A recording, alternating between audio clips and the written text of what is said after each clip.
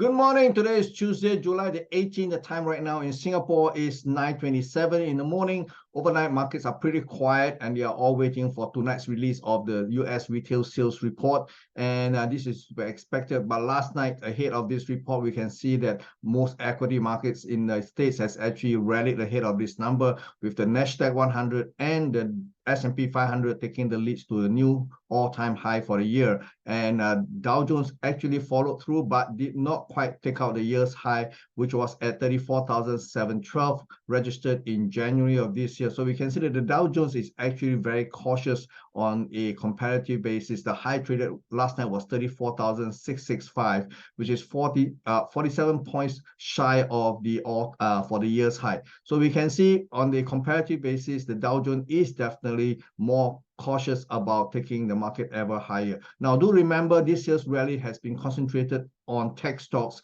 with 7 stocks basically leading the market higher in both the S&P 500 and the Nasdaq 100, because all 7 stocks are listed in both indices, and this is the concern from the regular point of view. And so much so that next week on the 24th, the Nasdaq 100 will be rebalanced, meaning to say that they are going to make sure that there is no undue concentration of companies that can influence the composition of the indexes here. So this could be a game changer. Let's watch out what happens after the rebalancing on the 24th. In the meantime, what I want to talk today is about the Dow Jones. Now, the Dow Jones at the high of 34,665 closed last night as a reversal pattern, although this is very, very minor because we are looking at a 4 hours time frame, but it is still very, very telling. From a risk reward perspective, the high traded for the year is 34,712, and